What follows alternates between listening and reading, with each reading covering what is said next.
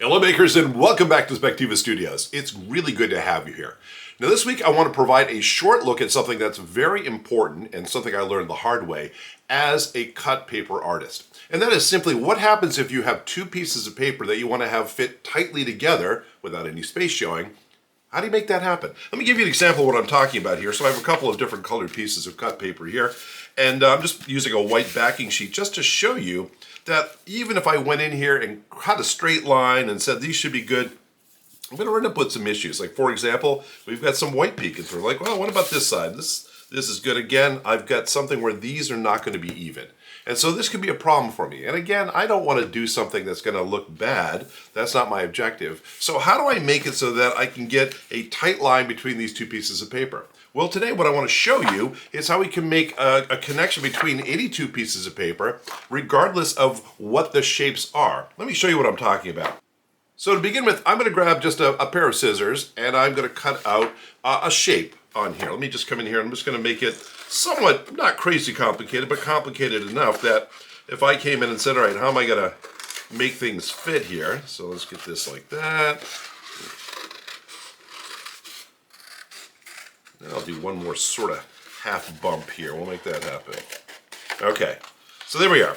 So I'm thinking, gosh, wouldn't it be nice if I could find a way to meld my blue and my yellow together? And in the past, what I would probably have done is grabbed a pencil or something and traced this very carefully to make sure I had it, and then cut it out very carefully. And you know what? It's still not going to fit. There's still going to be places where it doesn't match up perfectly. And I'll be like, why won't this work for me? Well, because I'm approaching it from a wrong angle, so to speak. So here's what I'm going to suggest that we do. I'm going to take one of my pieces. I'll take my blue piece here.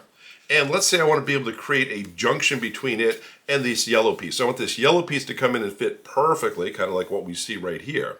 How do we get these two pieces of paper to work? Well, the simple answer is that we're going to cut them both at the same time. And because we're cutting them both at the same time, it's the same cut line. And that same cut line is going to match perfectly on both of these pieces. Now, one of the most important things we're going to have to do here is figure out how to hold these pieces of paper together so they don't move while we're cutting them.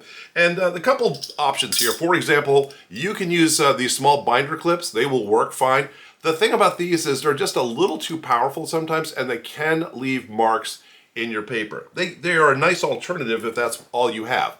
The other thing I will recommend, and I'll put this in the link below as well, is these are tiny little art clips. Actually, they're used for hanging things off lines, and they are designed to not leave those marks behind. And I'm going to use those. I have some here, and what I'm going to do is I'm going to come in here simply and decide, okay, let's say I have this yellow piece and this blue piece. I want them to go together. I'm going to come down here to the bottom and I'm going to clip this where those meet right there.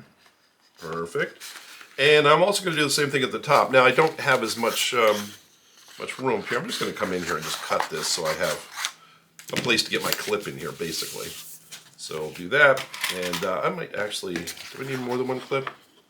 We shall see, we shall see. It's gonna clip in right like that, and just another clip right over here. Just want to hold it as firm as I can, okay? So there we are. Now, in order for this to work, and this is really the easy part once we figure this part out, is I'm just gonna simply cut here. Now, I can't cut exactly on my line, so I'm not gonna try. I'm going to just cut into the blue a little bit, kind of firm this up, and as I cut along, it's cutting the yellow piece underneath it on the exact same line. So let's do this. Let me show you what this is going to look like. So I'll come in here. Oops, let me move my clip so I can get my scissors in there. There we go. And let's just come in here and say, all right, we're going to cut along. And again, notice I'm cutting into the blue.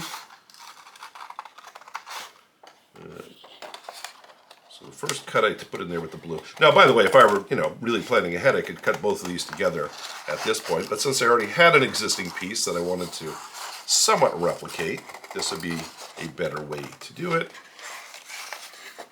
And cut along there. Make it a little smoother this time.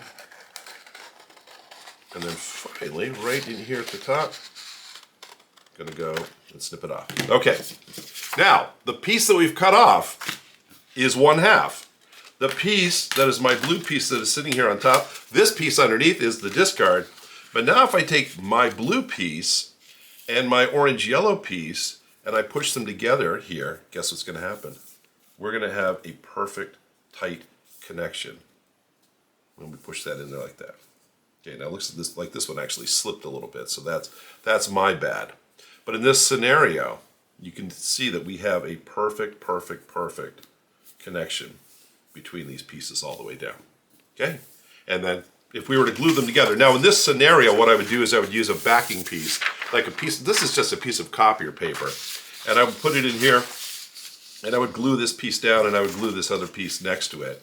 And so what you end up with is two pieces that are already joined together. And then you can work from there. If I wanted to come in and say, all right, now let's go and let's put another, another color here, a red slash across it. Same principle. I would just use this, cut those pieces together, and everything's always going to fit perfectly. So that's, like I said, it's a simple one today, but it's a very important one for anybody who's working with cut paper. Now, next week, I'm going to be showing you how I'm going to put some of these skills to use as we approach a new cut paper project, but that's next time. Anyway, that's all I have for you this time. Thanks again for joining me. If this was fun and you like the kind of things we do here, we drop a video every single week. We'd love to be able to share more with you, so please hit that subscribe button down below.